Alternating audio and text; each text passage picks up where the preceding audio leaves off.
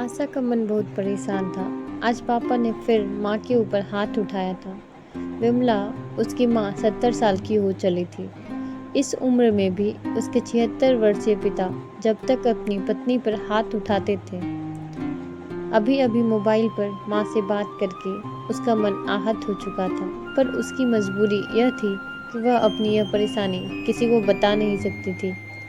अपने पति व बच्चों को भी कैसे बताती कि इस उम्र में भी उसके पिता उसकी माँ पर हाथ उठाते हैं। माँ के शब्द अभी भी उसके दिमाग में गूंज रहे थे। बेटा, अब और नहीं सहा जाता। इन बूढ़ी हड्डियों में अब इतनी जान नहीं बची है कि तुम्हारे पापा के हाथों से बरसते मुक्कों का वेग सह सके। पहले शरीर में ताकत थी, मार खाने के बाद भी लगातार काम में लगी रहती थी। कभी तुम लोगों पर अपनी तकलीफ जाहिर नहीं होने दी, पर अब मार खाने के बाद हाथ, पैर, पीठ, गर्दन, पूरा शरीर जैसे जवाब दे देता है। दर्द के कारण रात भर नींद नहीं आती है। कराती हूँ तो भी चिल्लाते हैं। शरीर जैसे जिंदा लाश में तब्दील हो गया है। जी करता है या तो कहीं चली जाऊं या फिर मौत ही आ जाए, ताकि इस दर्द से हमेशा के लिए छुटकारा मिल जाए। पर दोनों ही बातें नहीं हो पाती। चलने तक को मुहताज हो गई हूँ। आशा माँ के दर्द, पीड़ा और बेबसी से अच्छी तरह वाकिफ थी, लेकिन वह कर भी क्या सकती थी।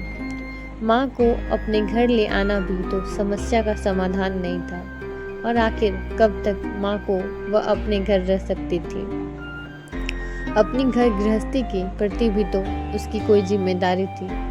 ऊपर से भाइयों के ताने सुनने को मिलते, सो अलग। उसके दोनों भाई अपनी अपनी गृहस्थी में व्यस्त थे। अलग रह रहे माँ बाप की भी कभी कभी टोह ले लिया करते थे।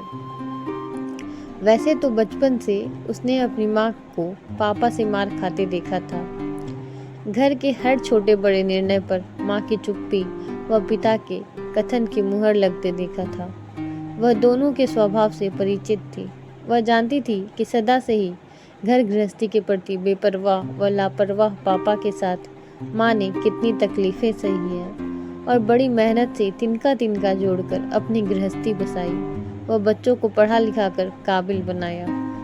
वरना पापा को तो यह तक नहीं मालूम था कि कौन सा बच्चा किस क्लास में पढ़ रहा है।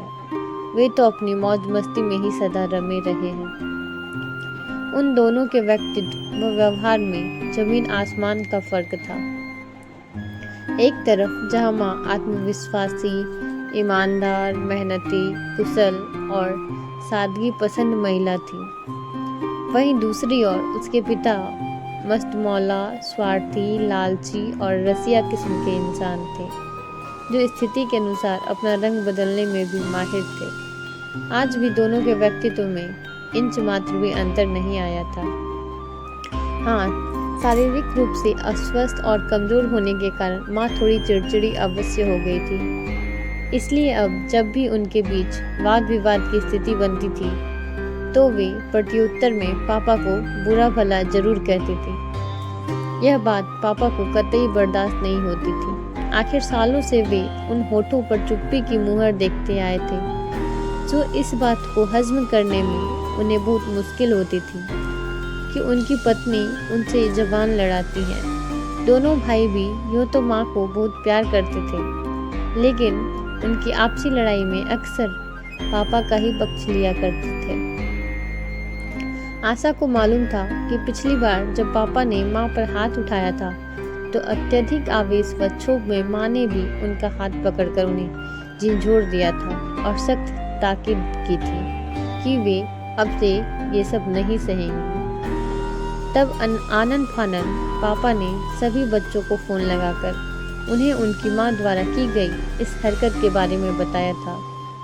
तब छोटे भैया ने घर पहुंचकर माँ को खूब लताड़ लगाई थी और यह तक कह दिया था कि आपकी बहू आपसे 100 गुना अच्छी है, जो अपने पति से इस तरह का व्यवहार तो नहीं करती हैं। पता नहीं, पर शायद उनकी भी पुरुषवादी सोच माँ के इस कृत्य से आहत हो गई थी। आशा को बहुत बुरा लगा था। आखिर इन मर्दों को यह क्यों नहीं समझ आता कि औरत भी हाड़ मांस से बनी एक इंसान है। वह कोई मशीन नहीं जिसमें कोई संवेदना ना हो। उसे भी दर्द और तकलीफ होती है। वह भी कितना और कब तक सहे, और आखिर सहे भी क्यों। भैया ने उससे भी फ़ोन कर माँ की शिकायत की थी, इस उद्देश्य से कि वह माँ को समझाए कि इस उम्र में ये बातें उन्हें शोभा नहीं देती। बोलना तो वह भी बहुत कुछ चाहती थी, पर इस डर से कि बात कहीं और ना बिगड़ जाए, सिर्फ हाँ कह के फ़ोन रख दिया था।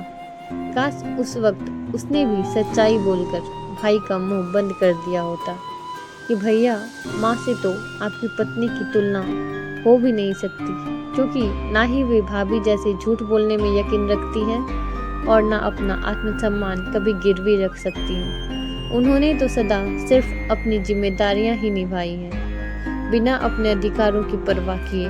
पर आपकी पत्नी तो हमेशा से ही मस्त व बिंदास रही है। जब जब आपने उनकी मर्जी के खिलाफ कोई भी काम किया है, तब तब उन्होंने क्या क्या तांडव किए हैं, क्या आपको याद नहीं है? और अब जबकि आप उनकी जी हुजूरी में हमेशा ही लगे रहते हो, तो वे आपका विरोध करेंगी ही क्यों? भाभी की याद करते करते आशा के मुंह में जैसे करवाहट सी घुल गई। विचारों के भंवर में इसी तरह गोते लगाती हुई आशा की तंद्रा दरवाजे की घंटी की आवाज से टूट गई। घड़ी की ओर निगाहें घुमाकर वह मन ही मन गुदगुदा उठी। अब कैसे होगा काम, बच्चे आ गए, आज उसका सारा काम पड़ा हुआ है। भारी मन से उठते हुए उसने दरवाजा खोला तो चहकते हुए दोनों बच्चों ने घर में प्रवेश किया।